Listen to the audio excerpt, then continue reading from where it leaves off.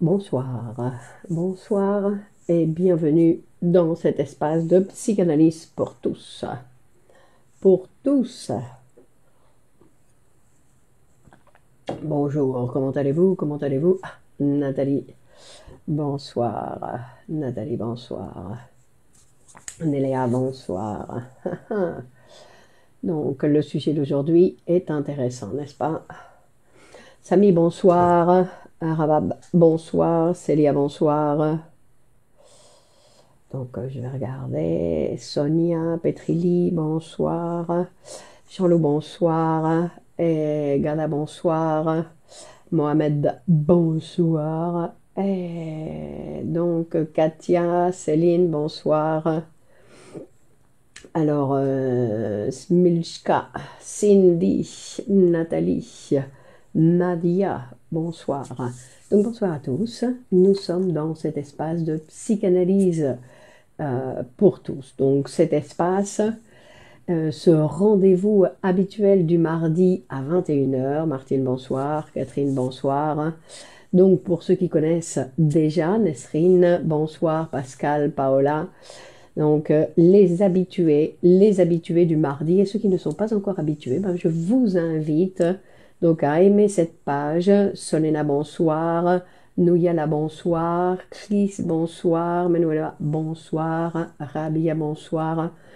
Donc, à aimer cette page pour être informé et pour suivre donc cet espace ouvert à tous les mardis à 21h.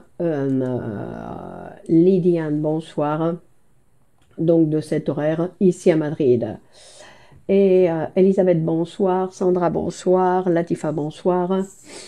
Donc, et Meka, bonsoir. Donc, aujourd'hui, le sujet, Marie-Thérèse, bonsoir. Et Nawel, bonsoir. Françoise, bonsoir tout le monde. Nathalie, un rendez-vous plaisir. Nawel, bonsoir Marie-Laure. Donc, ce rendez-vous que vous pouvez donc marquer dans votre emploi du temps. Monique, Nabila, bonsoir. Dans votre emploi du temps pour venir. Super sujet, ben on va voir, Sonia, on va voir. Serge, bonsoir. Puisque c'est un espace. Marilyn, bonsoir. Olivier, bonsoir. Fatima, bonsoir. Donc c'est un espace pour nous occuper un petit peu de notre santé mentale, ou en tout cas avoir certaines informations sur le fonctionnement de notre appareil psychique pour pouvoir donc utiliser cette possibilité que nous donne Internet de la possible conversation et pour nous rapprocher bien évidemment de cette théorie psychanalytique qui est une discipline au service de la population. Super, super. Donc c'est un espace en direct, comme vous pouvez le voir. Alors c'est pas une reprise, c'est un espace en direct où vous pouvez participer. Patrick, bonsoir, avec vos commentaires. Et c'est aussi une possibilité pour partager cette vidéo sur vos réseaux.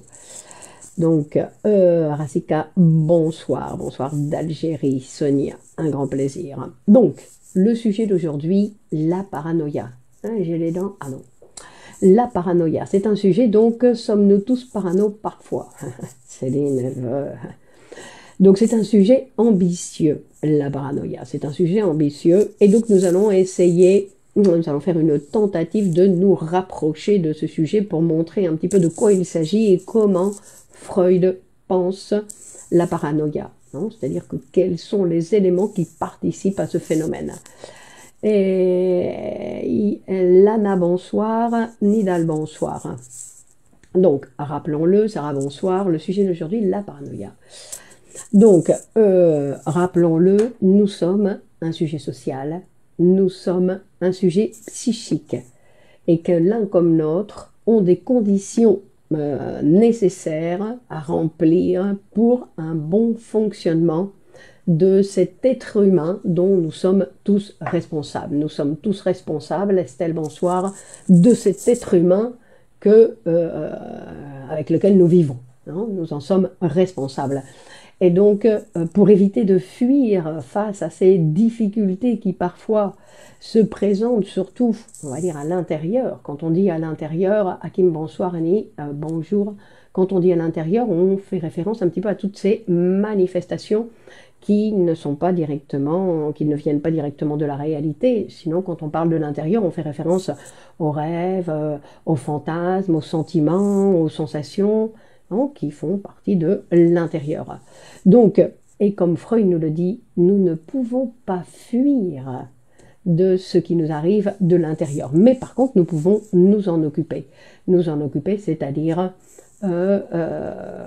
Fatima, bonsoir. Donc, nous en occuper, c'est-à-dire nous psychanalyser, pour nous permettre de nous autoconnaître, puisque c'est un instrument qui va nous montrer que nous n'avons pas les dimensions que nous imaginons, sinon que nos dimensions sont bien plus amples. Nous avons beaucoup plus de possibilités que ce que nous imaginons et ce que la vie dans laquelle nous vivons, hein, que nous vivons dans une vie qui est beaucoup plus réduite que ce que l'être humain pourrait développer.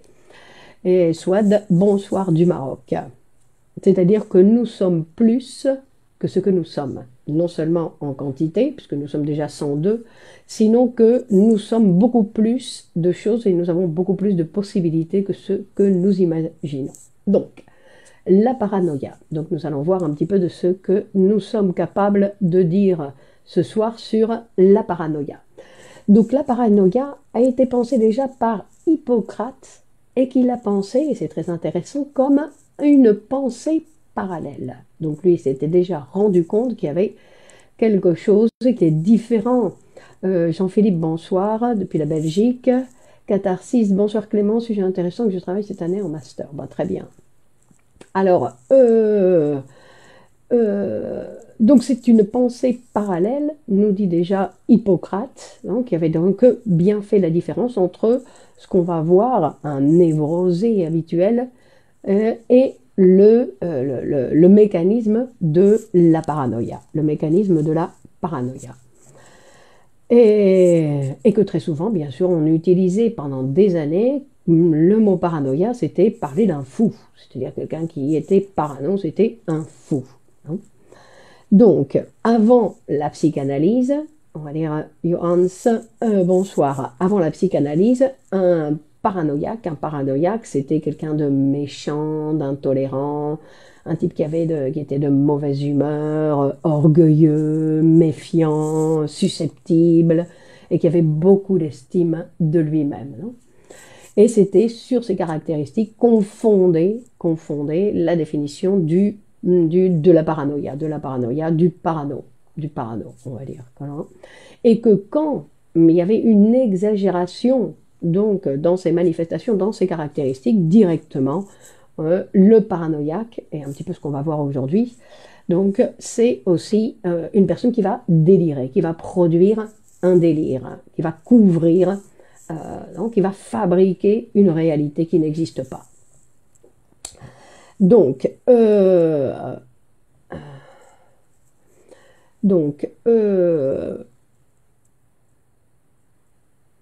alors, il y a une chose qui va être intéressante quand on va parler de la paranoïa, c'est parce qu'il y a la paranoïa donc avec ces caractéristiques, on va dire, de certaines personnes qu'on on va les pointer du doigt en disant celui-là est un peu parano, mais dans le sens, qu'est-ce qui caractérise la parano? Ben, je viens de le dire, Céline. Sabine, bonsoir, bonsoir tout le monde. Et on va dire, parce qu'il y a une certaine hostilité de la part des paranos, un entêtement, une difficulté à se détendre, mais vous voyez, c'est des caractéristiques qui appartiennent à tout le monde, donc ce n'est pas quelque chose qui est spécifique de la parano. Noël, bonsoir.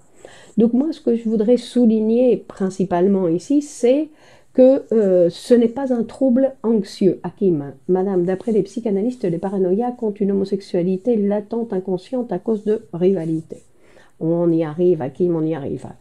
Donc, Antonio, bonsoir. Donc, ce n'est pas un trouble anxieux, il n'y a pas d'anxiété. Hein. On peut être tout à fait conscient de sa crise de parano. Oui, mais là, pourquoi vous dites crise? Donc, non, c'est un trouble, il n'y a pas d'anxiété, mais il y a ce qu'on va appeler une psychose, dans le sens où il y a la production d'un petit délire. Cynthia, bonsoir. Bonsoir, Cynthia. Donc, c'est-à-dire qu'elle implique pas exactement un sentiment d'angoisse, mais un dérèglement de la pensée. C'est-à-dire qu'il y a un jugement faussé de la réalité, erroné, et dont le patient a rarement conscience. A rarement conscience, Sonia. Donc c'est quelque chose parce que la particularité du délire, la scène bonsoir, c'est que le sujet pense que ses idées sont la réalité. Elle ne pense pas en disant, le parano, c'est pas celui qui dit excusez-moi, je suis parti faire un petit délire. Non, non, c'est-à-dire que un délire d'interprétation, non. Non, c'est pas un délire d'interprétation. On va voir, Nabila, bonsoir. La parano est-il forcément un pervers? Pourquoi? Non, pas forcément. Et donc, c'est-à-dire qu'il y a un caractère particulier du parano qui peut être dans chacun d'entre nous, Laura, bonsoir. Non. Et après, il y a le parano, on va dire, où il y a une grosse production de délire qui transforme complètement la réalité. Non.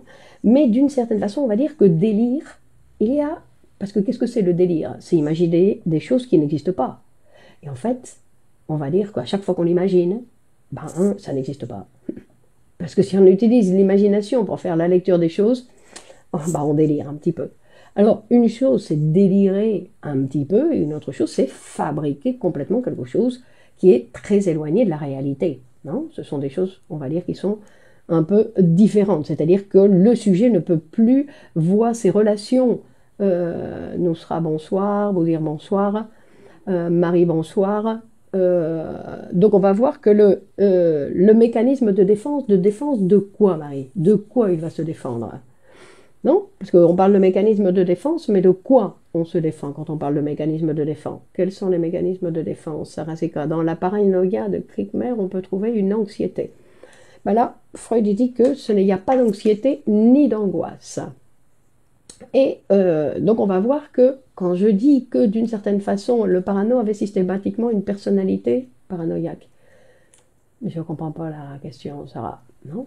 Parce qu'en fait on va voir, et ça c'est quelque chose d'important que Freud il va dire, ou en psychanalyse. Alors aujourd'hui, vous avez vu que nous aimons bien mettre des étiquettes, non? De mettre des étiquettes, et dès qu'on voit quelqu'un, poum, on lui met là sur le front une étiquette. Peut-on guérir de la parano? Comment peut-on définir une personne qui crée le chaos chez les autres? Non, je me posais la question chez les autres, pourquoi ils se laissent chahuter? Donc, parce que ce qu'on va voir, Dorian, bonsoir, ce qu'on va voir, c'est que... qu'est-ce que je voulais dire? Donc, je ne sais plus, j'ai oublié. Bon, alors, on va voir que la particularité de la paranoïa, le mécanisme que le paranoïaque va utiliser, donc pour se défendre, mais se défendre de quoi? Vous ne m'avez pas répondu. Donc le mécanisme qu'il va utiliser, c'est un mécanisme qu'on appelle un mécanisme de projection. Patricia, bonsoir. Le mécanisme de la projection.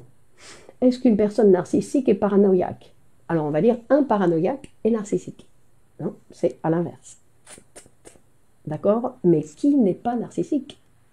Sophia, bonsoir. C'est-à-dire que nous devons penser que tous ces mécanismes qui existent en nous, on va parler du narcissisme, on va parler des mécanismes de défense, tout ça, sont des éléments qui appartiennent à cet appareil psychique. Donc, c'est pas qu'il y a un mécanisme de défense dans la personnalité névrotique du paranoïaque. Bonsoir, docteur. Saïd, bonsoir. Donc, on va voir que tous ces éléments, ils appartiennent à tout le monde. Ce n'est pas quelque chose. C'est pour ça ce que je voulais dire au niveau des diagnostics.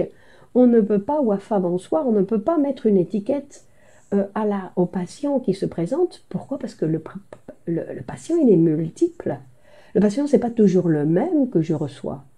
Anati, bonsoir. Oui, bonsoir. Donc à chaque fois, on va voir qu'il y a les patients sont différents, on ne peut pas leur mettre des étiquettes. Si on leur met des étiquettes, c'est comme si c'était des ordinateurs, on dit tiens, toi tu vaux autant, toi tu vaux autant. Non, les êtres humains, nous avons beaucoup plus de possibilités. C'est pour ça que nous allons, Joseph, bonsoir, dans certaines situations, utiliser le mécanisme de projection, parce que ça va être nécessaire par rapport à la réalité, et d'autres fois, on va exagérer avec l'utilisation du mécanisme. Rappelez-vous que quand on parle en psychanalyse, on fait toujours référence non pas à la qualité ni à le vécu du sujet, sinon qu'on fait référence à la quantité d'énergie, à sa réaction face à la quantité d'énergie qui se présente chez le sujet. On va voir à quoi je fais référence. Donc, et effectivement, la personne qui se liloque constamment, alors on parle d'une paranoïa normale, bonjour à tous, dans la projection, il y a de la persécution ou se sent persécuté, pas obligatoirement, Annie. Sylvie, bonsoir. Donc, on va voir. Donc, effectivement, Freud il va parler de la paranoïa avec cet élément donc du mécanisme de projection. Il va faire référence à un caractère, à un fantasme de caractère homosexuel qui est assez universel, mais qui n'est pas toujours là et qui n'est pas exclusive de la paranoïa. D'accord? Qui n'est pas exclusive de la paranoïa. Donc, et il dit que la paranoïa, en fait, va être en relation avec un mécanisme de formation de symptômes et avec le mécanisme de la répression. C'est ce que nous allons essayer de voir donc aujourd'hui. Et quand on dit mécanisme de défense, de quoi se défend le sujet? De ses propres désirs. Exemple d'une quantité d'énergie. Vous pouvez développer quand il y a trop d'excitation dans l'appareil psychique. Quand il y a une augmentation de l'excitation et que le sujet ne sait pas comment faire pour décharger cette excitation qui se présente.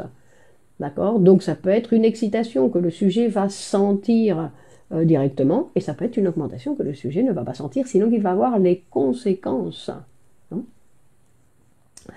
Donc, on va d'abord parler où on va voir que quand on parle de mécanisme de défense, on parle de mécanisme de défense de désir sexuel que le sujet ne tolère pas. Et que face à cette non-tolérance de certains désirs sexuels qui se présentent chez le sujet, il va y avoir donc différents mécanismes qui vont être mis en place selon le sujet, selon le moment, selon la situation, structure de personnalité qui est pathologique. Donc il n'y a pas de structure de personnalité. Non, la personnalité, c'est une conséquence de la structure. C'est une conséquence de la structure. Donc, la scène bonsoir. Donc, et il va dire que un des mécanismes donc, qui va être utilisé pour se défendre du désir homosexuel inconscient. D'accord, ce n'est pas quelque chose qui est conscient. Le sujet n'en sait rien d'un désir sexuel, d'un désir homosexuel inconscient. Et que pour se défendre de ça, il va utiliser le mécanisme de projection. Donc, face pour éviter, en disant non, ce n'est pas moi, c'est lui. La projection, c'est ça. Ce n'est pas moi qui ai ces désirs-là, c'est l'autre. D'accord? Et donc, on va voir que le sujet est dans la projection. Donc, vous voyez que c'est quelque chose que nous faisons tous d'une manière ou d'une autre dans la journée. On va dire, mais non, ce n'est pas moi, c'est lui. Mais après, bonsoir Carlos, donc, mais après, il peut y avoir catharsis possible de développer cela. Donc, mais après, il peut bien évidemment avoir donc comme on dit, donc le paranoïaque exemplaire, c'est celui qui a ses délires de persécution. Où alors on va voir qu'il y a une caractéristique, parce qu'il n'est pas persécuté par n'importe qui, c'est pas n'importe qui le persécute. C'est quelqu'un qui avait déjà de l'importance pour lui, et ça c'est important, c'est-à-dire c'était déjà quelqu'un où sa libido, qu'il avait investi sa libido, avec sa libido la personne, et qu'après, quand il commence à avoir des désirs sur cette personne qu'il ne tolère pas, il transforme ses désirs en disant que cette personne-là me persécute.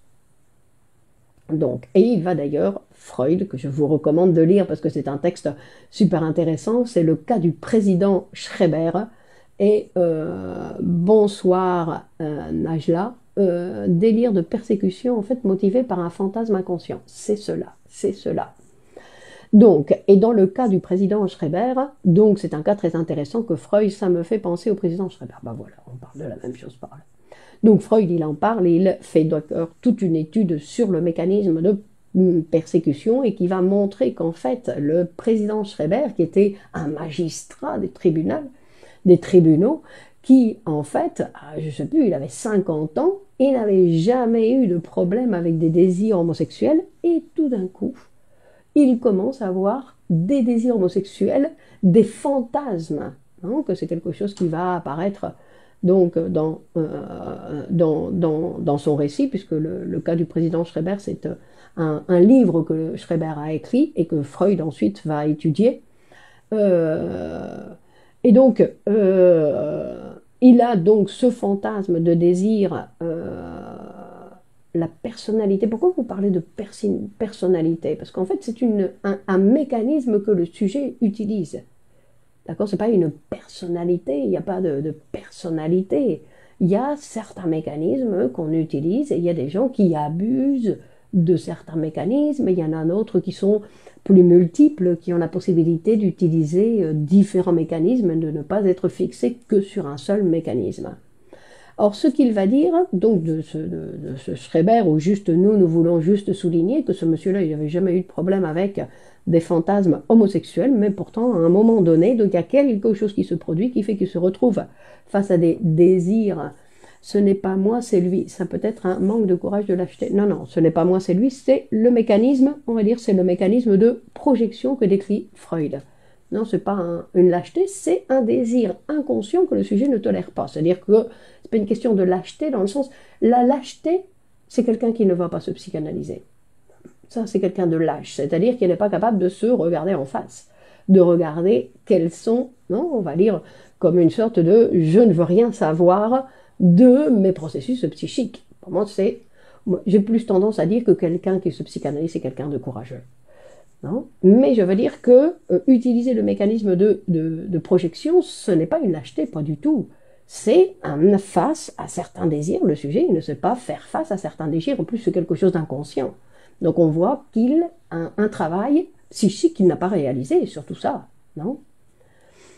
Donc, et en fait, il va nous dire que la vie psychique normale, c'est-à-dire normale, ça veut dire de tout le monde, parce qu'il n'y a pas de vie psychique normale, sinon que la vie psychique de tous cache dans ses profondeurs de la vie anémique des relations avec nos semblables, avec les autres, qui sont influencées par l'érotisme.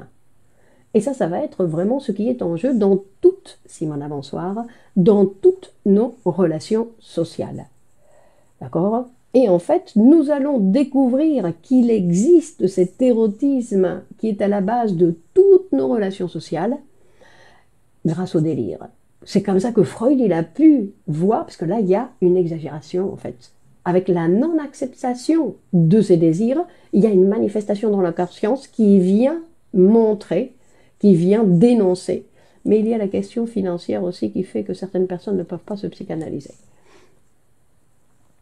Alors, et donc il va dire que le délire, donc comme je disais, montre qu'il y a des relations, non, qu'il y a des relations et que des sentiments sociaux qui ont leurs racines dans des désirs érotiques, dans des désirs sexuels. D'accord?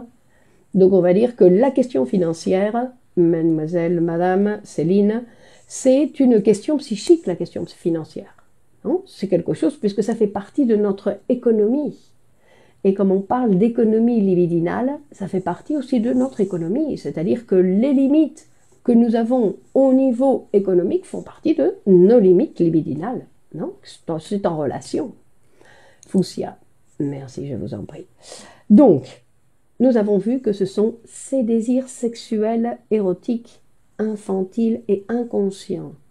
D'accord? Ce n'est pas quelque chose dont les gens ont conscience.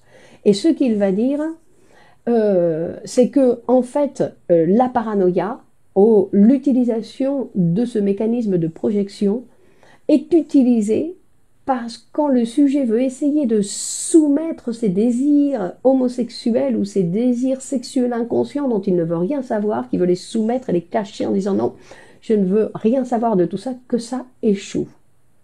Qu'il y a un échec.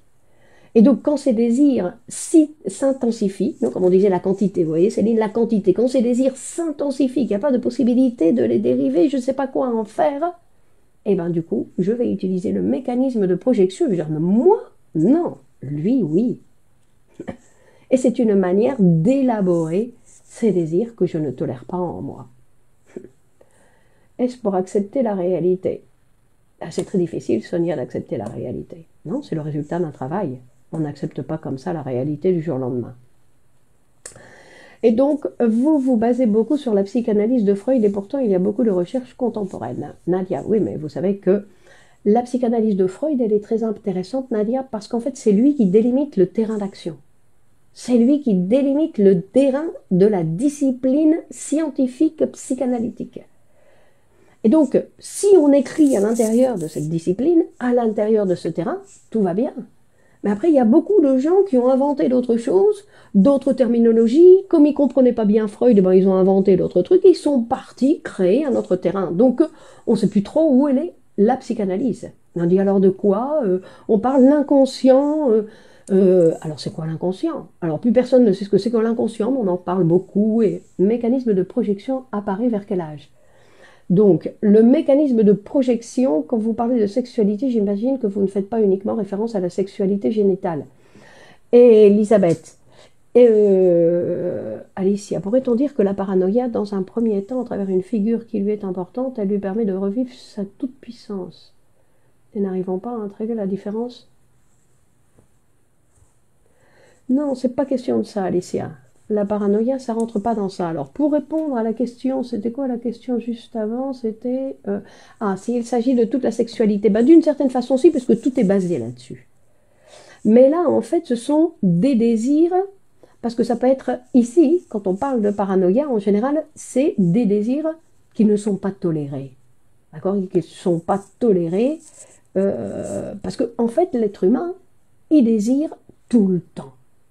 Il désire tout le temps et il désire tout le temps et il désire tout ce qui se présente devant lui, en fait.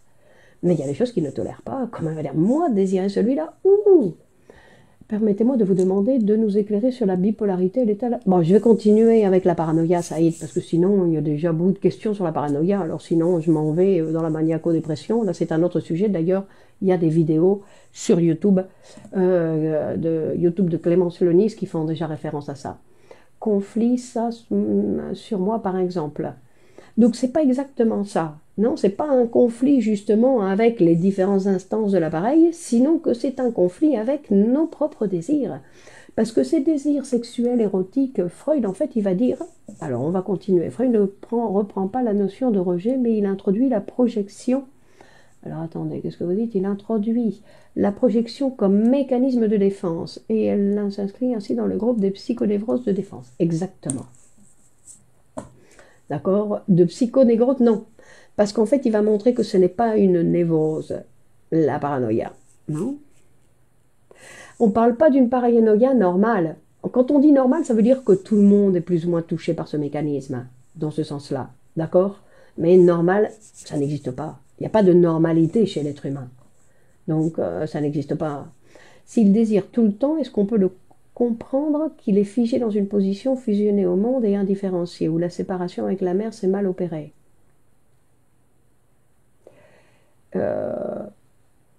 C'est ce qu'on va voir un petit peu. C'est ce qu'on va voir, Alicia. Comment le malade paranoïaque peut tolérer ses désirs inconscients en se psychanalysant?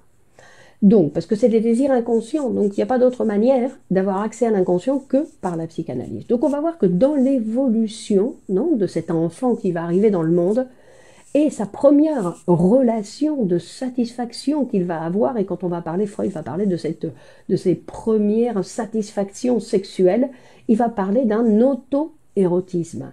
Et quand il va parler de l'auto-érotisme, ça veut dire qu'il n'existe pas encore d'objet extérieur, sinon qu'il va utiliser son propre corps. Il utilise son pouce, le doigt de son pied, puisqu'il a la flexibilité pour le faire, et il met ses doigts dans la bouche pour sucer. Et c'est ses premières sensations et satisfactions de plaisir. On va dire que c'est quelque chose d'érotique dans le sens où ce n'est pas quelque chose pour calmer la faim, ce n'est pas en relation avec la faim, sinon que c'est vraiment quelque chose d'érotique. Et donc on parle de cette première étape qui est une étape auto-érotique où il n'y a pas encore d'objet, que la libido, elle n'est pas sortie du sujet, non, elle n'a pas encore enveloppé quelqu'un, on va dire en général, les personnes qui s'occupent de l'enfant. Vous parlez de la paranoïa et de la personne paranoïaque, je pense qu'il y a une différence entre les termes. Je n'ai pas parlé de personne paranoïaque. Moi, je parle de la paranoïa et du mécanisme de la paranoïa. Je ne parle pas de la personne paranoïaque. Ingrid, bonsoir. Après cette période d'auto-érotisme, alors toutes ces étapes de développement, il y a, comme le disait Alice, des moments où il va y avoir ce qu'on appelle des fixations, des points de fixation, c'est-à-dire qu'il n'y a aucun développement de ce développement de cette sexualité qui va se faire sans encombre. D'accord? Tous les chemins, tout grandir, il y a toujours, on va dire que quand on grandit, on tombe. Hein, on se fait mal aux genoux. Je veux dire que ça fait partie de ce développement, c'est une image. Dans le sens où le développement de l'appareil psychique, il va aussi trébucher, il va y avoir des moments où il va y avoir des points de ce qu'on appelle des points de fixation. Donc il peut avoir des points de fixation dans l'auto-érotisme et il peut avoir des points de fixation aussi donc à l'étape. Donc il va parler de cette étape auto-érotique, ensuite il va parler de l'étape donc avec ses premiers objets d'amour pour arriver à l'amour. Donc là, il y a quelqu'un où les premiers objets donc sont les parents ou les personnes qui s'occupent de l'enfant et qui serviront de modèle, qui vont durer d'ailleurs toute la vie, non, comme modèle de la vie érotique, de l'individu. Et que entre ces deux phases, il y a la phase qu'on va appeler le narcissisme. Et en fait, cette étape de narcissisme, en fait, c'est une étape qui est donc entre l'auto-érotisme et le choix d'objet, qui va rassembler les deux. C'est-à-dire qu'il va synthétiser ces pulsions, c'est pas des pulsions, sinon que ces impulsions, on va dire sexuelles, à une activité auto-érotique, mais sur lui-même. C'est-à-dire qu'il y a un objet, mais l'objet c'est lui-même, dans le narcissisme. C'est-à-dire qu'il y a un élément, c'est pas le bébé qui suce son pouce parce qu'il n'y a pas encore investi un objet extérieur, sinon qu'il a investi un objet extérieur, mais le narcissisme, c'est que cet objet investi par lui-même, c'est lui-même. D'accord? Ça, c'est ce qu'on appelle le narcissisme, c'est-à-dire que sa libido, elle est sur lui. Hein? Et donc on va souligner que dans toutes ces étapes, bonsoir, savons-nous vers quel âge la paranoïa prend place dans la vie de l'individu? Est-ce la faute de la personne qui apporte les soins? Non, c'est pas la faute extérieure. On y arrive. Donc on va voir que la paranoïa est en relation avec le narcissisme. Mais quand on parle de narcissisme, on ne fait pas référence à l'adolescent, ou on ne fait pas référence à cette jeune fille de 12 ans qui est narcissique, d'accord?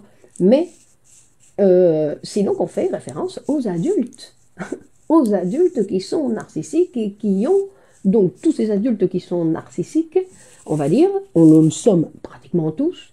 D'ailleurs, une dose de narcissisme est obligatoire, il doit toujours y avoir une quantité de libido dans l'appareil pour qu'il y ait une certaine protection, parce que le narcissisme aussi, on a besoin de se protéger, non?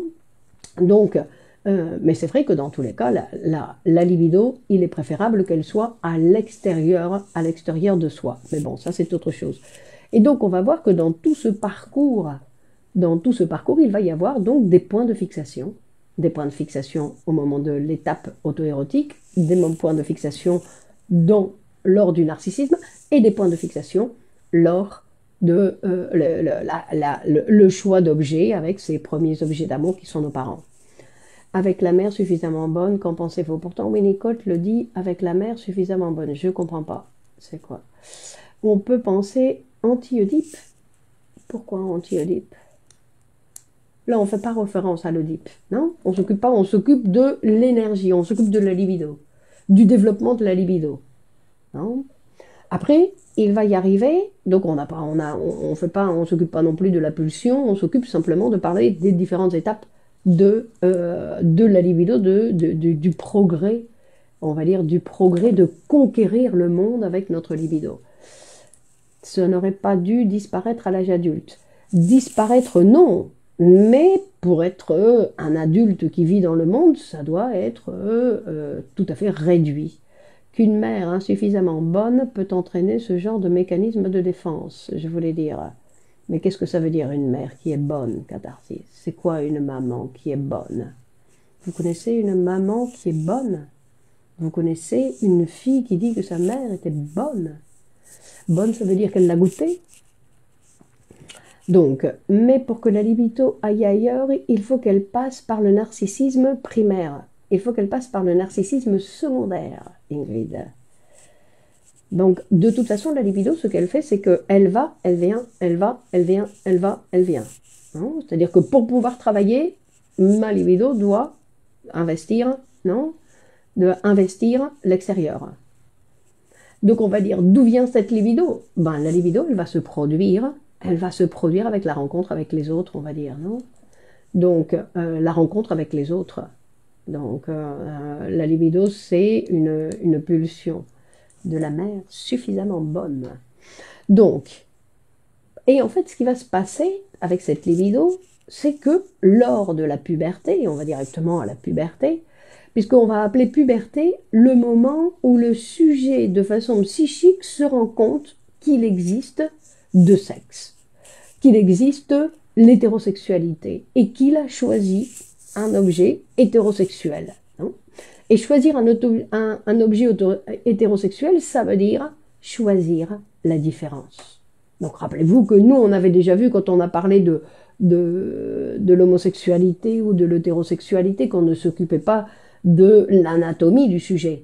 Sinon que c'est être capable de tolérer la différence que me présente l'autre d'une façon rencontre avec les autres. C'est l'étape du narcissisme secondaire.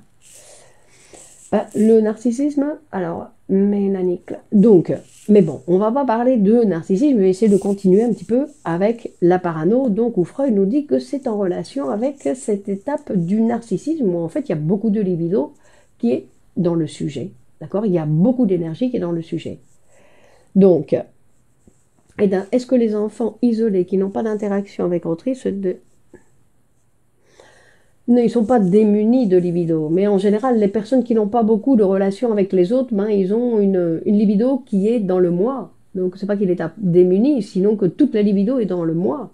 Hein, c'est pour ça que c'est nécessaire les relations sociales pour que cette libido puisse circuler, qu'il est important. C'est pour ça qu'on va dire que notre richesse, comme le dit le directeur de l'école de psychanalyse Grupo Celo ici à Madrid, Miguel Oscar Menasa, où il dit notre richesse, c'est la richesse de nos relations sociales. Dans le sens où en fait c'est en relation avec tous ces objets extérieurs que je vais investir, c'est-à-dire tout le mouvement, mon mouvement libidinal. Mon mouvement libidinal qui fait référence à toutes mes relations sociales. D'accord? Donc on va dire que si ma libido elle est restreinte à peu de relations, ben, il n'y a pas beaucoup de mouvement libidinal, et donc c'est une économie libidinale assez pauvre, non? Dans ce sens-là. Mais la libido, elle est toujours là. Alors, mais qu'il est préférable qu'elle soit en mouvement. Rappelez-vous qu'on avait vu que la libido, quand elle se bloque quelque part, ça produit obligatoirement des symptômes. Est-ce que la personne homosexuelle est paranoïaque, qui vit dans cette maladie dans l'inconscient et qui arrive au mariage et qui ne sait pas qu'il est malade et quand il se marie plutôt... Alors, on va voir que des désirs, ce que va dire donc ici Freud, l'enfant désinvestit-il cette énergie à l'adolescence? Donc l'enfant, il va devoir à l'adolescence apprendre à désinvestir l'énergie qu'il a mis sur ses parents, qui étaient ses premiers objets d'amour. Hein, donc il va devoir apprendre à retirer cette libido pour pouvoir la placer ailleurs. Donc, et ce qu'on va voir, c'est que face à cette découverte qu'il existe deux sexes, parce que même si on lui disait il y a des petites filles et des petits garçons, c'était pas clair dans son esprit, et que c'est vraiment que ce qu'on appelle la puberté, alors la puberté elle peut commencer avant ou après, où il va y avoir réellement cette découverte de la différence sexuelle, et qu'avec la différence sexuelle, ben, va accompagner la différence sexuelle, en fait elle est accompagnée de l'interdiction de l'inceste, l'inscription de la mortalité, parce que la différence sexuelle, ce qu'elle me montre, c'est que nous sommes mortels. C'est-à-dire la ponctuation que tout se finit, que tout se termine, il n'y a rien qui dure toujours, et de tout ça qui a lieu dans la vie psychique du sujet. Donc on ne parle pas de quelque chose de théorique. Non, parce qu'on pourrait parler de quelque chose de théorique en disant, bah oui, nous savons tous que nous sommes mortels, nous savons tous que la ponctuation, nous savons tous que l'interdiction de l'inceste, etc. Mais dans l'appareil psychique, la situation est bien différente. Et nous en avons les conséquences dans notre vie quotidienne, on peut le voir. Dans notre vie quotidienne, nous pouvons voir comment nous tolérons les ponctuations, ou comment nous ne tolérons avec difficulté les ponctuations. Différence des sexes et la différence des générations. Donc la différence en général, parce que la différence des sexes, en fait, ce qu'elle présente, c'est comme la différence des sexes est associée directement avec notre mortalité. Jean-Marc, bonsoir. Donc en fait, elle représente toutes les différences. Donc c'est pas simplement les différences des générations, c'est les différences entre les femmes entre elles, entre les hommes entre eux, entre les différentes nations, entre les différentes histoires, toutes ces différences. Et les différences, en fait, elles sont tout le temps et partout. Il n'y a rien, même moi, je ne suis pas la même qu'hier. Même Paola non plus. Donc la différence, elle est constante. Et l'être humain, donc face à cette différence qui représente notre mortalité, nous avons des difficultés à avoir une bonne relation avec ce qui est différent.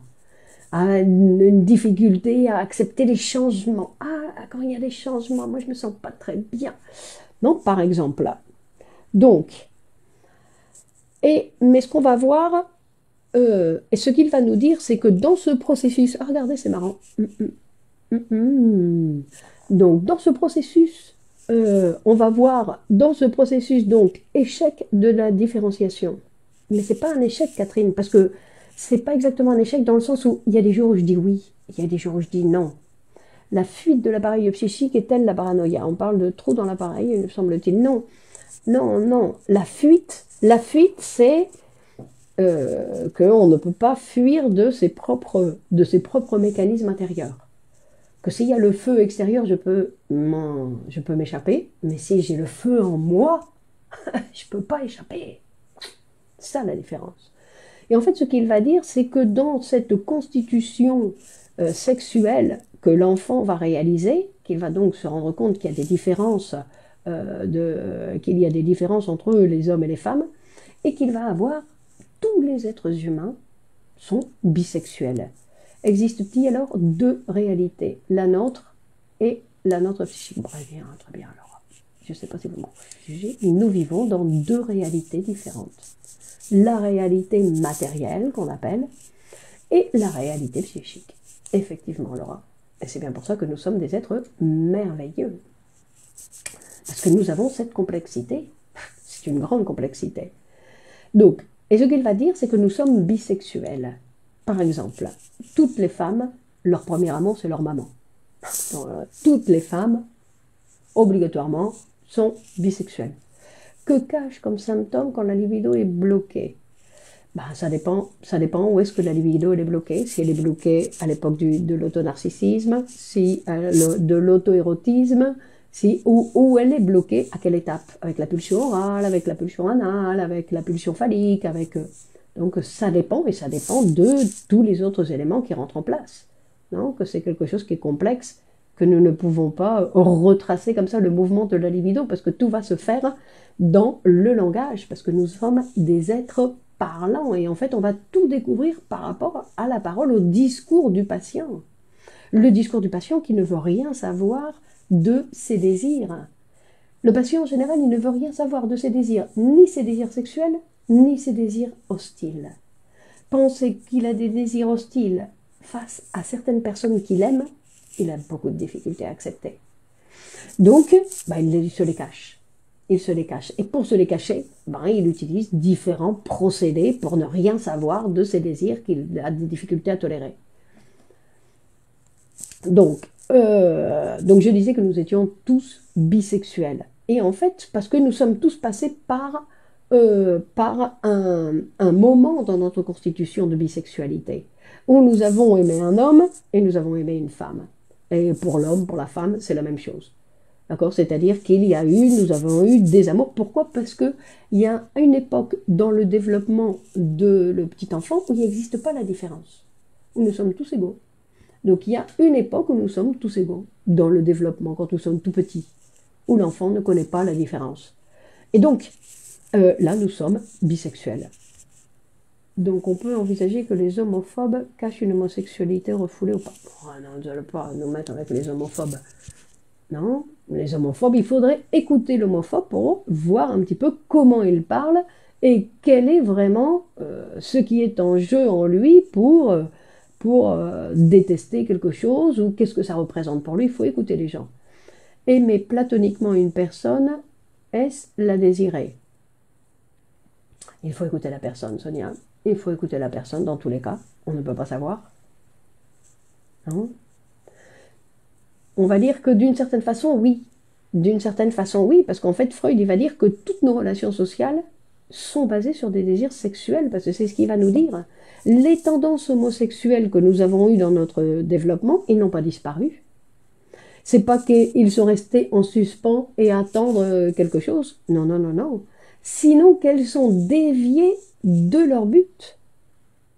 D'accord? Donc, ou hétérosexuels ou homosexuels, selon les personnes, mais que d'un côté comme de l'autre, c'est-à-dire que nous sommes tous hétéros et tous homosexuels, mais que nous n'allons pas tous le vivre. C'est-à-dire que nous n'avons pas tous avoir des relations sexuelles, homosexuelles avec une personne avec les mêmes génitaux que moi, ou avec des génitaux différents, non? Qu'il ne s'agit pas de ça exactement.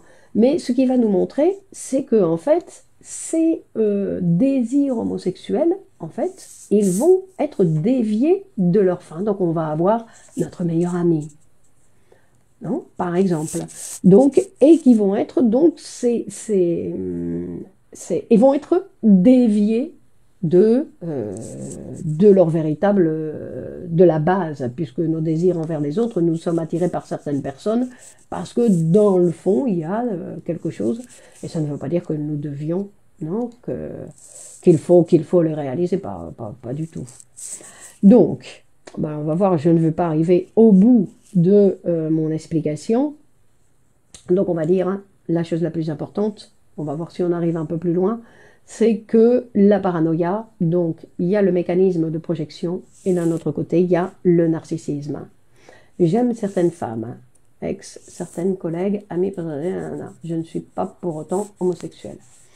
Donc, qu'est-ce que ça veut dire homosexuel, Sonia? Je ne le refoule pas.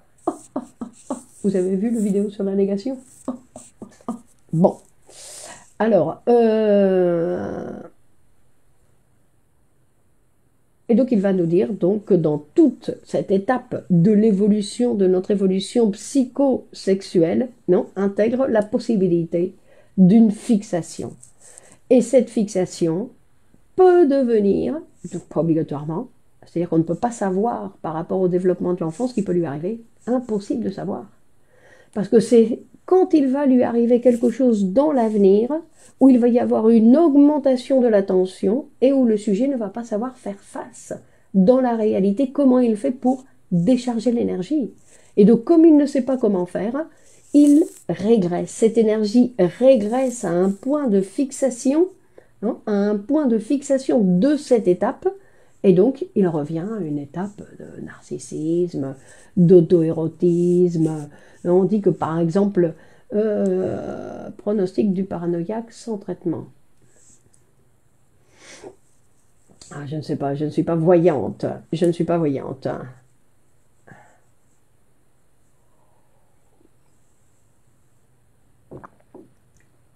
Et en fait, ce qu'on va voir, c'est que, effectivement, je ne sais plus qui est-ce qui faisait référence, que quand on parle de la sexualité, ben en fait, notre sexualité, donc chez l'être humain, on parle de la sexualité parce qu'on parle. Non, parce qu'on parle. Parce qu'en fait, un désir, une fois qu'on a été capable de le passer, de le raconter, de le mettre en mots, ben, il devient autre chose. Il devient autre chose. Mais il faut savoir en parler. Donc en fait, on va voir que l'attitude, on va dire l'attitude paranoïaque, en fait, il va essayer de se défendre de cette sexuation. Est-ce que la paranoïa peut déboucher sur une psychose? On va voir que la paranoïa, non, est associée à la psychose, oui. Donc, que la paranoïa essaye de se défendre de cette sexualisation, non, de ces tendances sexuelles. Et donc, et que la régression, non, la régression de cette paranoïa, donc, va être en relation avec l'auto-érotisme, avec le narcissisme et l'homosexualité. D'accord? Ce sont les points faibles, auxquels va avoir recours. Donc, on va dire quand il y a une augmentation de l'énergie. C'est pour ça qu'on ne peut pas prévoir. Donc, l'autre jour, on voyait le fait de quand se termine vraiment une psychanalyse, et en fait, on ne peut pas prévoir dans le sens où l'idée, c'est, on va dire, de déboucher pour pouvoir les utiliser, en fait, tous les mécanismes de l'appareil psychique. Pour que, quel que soit ce qui se passe dans la vie du sujet, il ait la possibilité de dévier, utiliser un mécanisme pour dévier l'énergie et de pouvoir la décharger. Et ne pas tomber dans une angoisse, ne pas tomber dans la mélancolie, parce que tout ça, ce sont des choses qui ne correspondent pas à la conscience, mais sinon que ce sont des mécanismes inconscients. C'est pour ça qu'on va dire que ne devient pas fou celui qui veut, mais celui qui peut. C'est-à-dire qu'il y a des gens qui ne pourront jamais devenir fous dans le sens où il n'y a pas la structure pour qui le permet. Non, on ne le saura qu'à la fin, non, on ne peut pas le savoir avant. Mais dans le sens que on dépend de notre appareil psychique. Est-ce que le paramètre de l'homosexualité implique que les délires soient souvent récurrents envers les personnes de même sexe? Mais en général, on dit, Alicia, que le parano, ou l'attitude paranoïaque, on va dire, c'est que ça peut être, non, comme dans Schreiber, ça peut être quelqu'un qu'on estime beaucoup, un ami, qu'on estime beaucoup, un homme par exemple qui a un ami qu'il estime beaucoup, qu'il a beaucoup d'estime pour cet homme, et que tout d'un coup, il se passe quelque chose dans la vie du sujet qui fait qu'il y a quelque chose qu'il ne tolère pas et qui se rencontre. Donc, il y a un désir homosexuel vis-à-vis de cette personne qu'il estime beaucoup et qu'il transforme, donc en disant, qu'il transforme et qu'au lieu de dire « je le désire », ils disent « il me persécute ». Il me harcèle. Je suis harcelé par cette personne. Vous vous rendez compte? Je suis harcelé par cette personne alors que c'est une implication du sujet, qui est quelque chose que le sujet ne tolère pas. Et donc, et alors, il peut se voir, parce qu'on va voir que pour qu'il y ait aussi, il y a des causes, non? Comme je vois un peu, ou comme je vais essayer de dire, il y a des causes qui vont déclencher la paranoïa. Ou que la paranoïa va être plus manifeste, puisqu'on a dit que tous nous avons tendance à utiliser le mécanisme de projection, non? Que c'est bien pratique, je veux dire, bah non, c'est pas moi, hein, c'est lui. Hein. D'accord? De toute façon, on disait, non, comme on disait les Français, quand la phrase que disent les enfants, c'est celui qui te dit qui y est. Ben, c'est un petit peu dans ce sens-là, non? Dans le sens où. Donc, mais pour déclencher la paranoïa, il doit y avoir quelque chose qui soit manifesté dans la vie du sujet, non? Un élément émotionnel de la vie du sujet, non? Qui, dans ses relations avec les autres, et qu'en fait, il n'arrive pas à traiter, qu'il y a une augmentation de l'énergie qu'il n'arrive pas à traiter, et donc ce qu'il va faire, c'est qu'il va fabriquer le délire. Pourquoi? Pour décharger. C'est pour ça qu'on dit que le délire, c'est la meilleure solution que le sujet a trouvée, une solution à ce qui lui arrive. Et donc il a créé un délire de persécution. Bah oui, un délire de persécution. Non? Donc, et des fois, les faits peuvent être réels, mais qu'est-ce que je fais là? Pourquoi je suis harcelé par telle personne? Parce que peut-être qu'il peut effectivement avoir un persécuteur, un harceleur, mais pourquoi je suis là, moi, et je me fais harceler? Non? Il y a des degrés de paranoïa, exactement, bien sûr, Serge, il y a des degrés. Donc, quelles sont les instances psychiques qui interviennent dans la paranoïa? Vous êtes très précise dans vos questions, madame. Alors, on va dire, donc, Donc on va voir que dans la production de symptômes de la paranoïa, donc il y a ce qu'on dit et que le plus important, c'est la projection. Et en fait, c'est-à-dire que dans le sujet, il y a quelque chose qui est réprimé, une perception qui est réprimée, une perception interne qui est réprimée et qui surgit comme perception externe dans la conscience. D'accord? Et qui surgit comme perception interne. Madame, si le paranoïaque présente de délire de jalousie, donc on peut l'orienter chez un psychiatre, chez un psychanalyste. Oui, Hakim.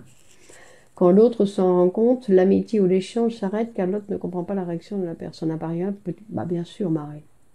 C'est pas une maladie, la parano, c'est un symptôme.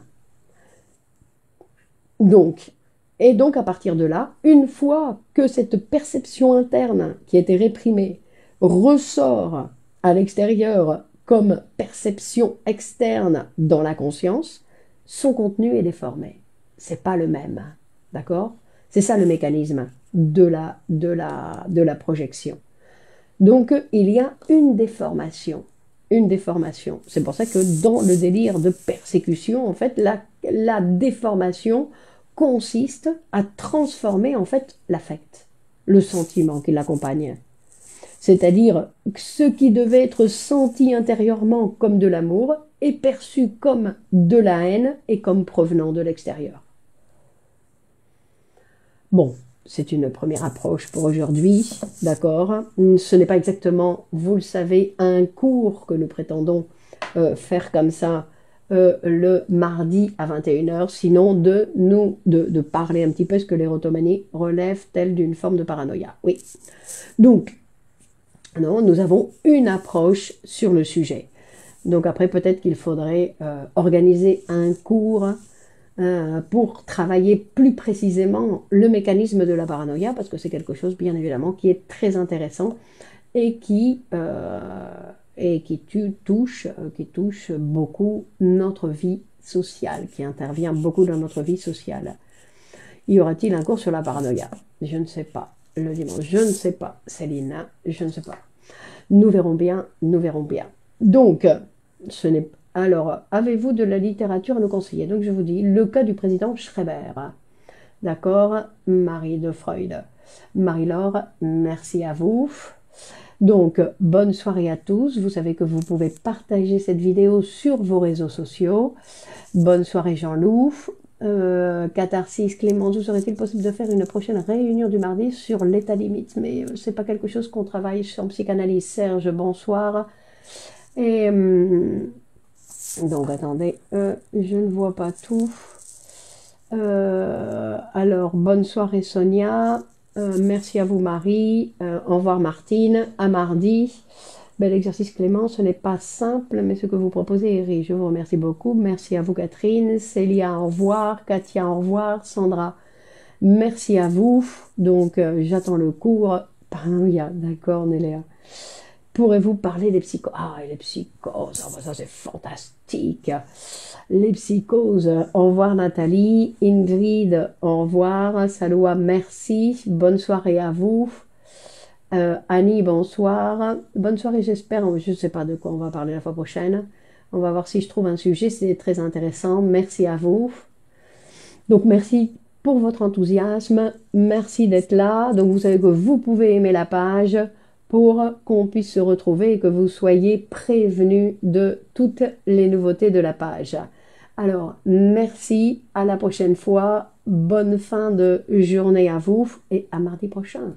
À mardi prochain. Allez, au revoir. Ciao, ciao.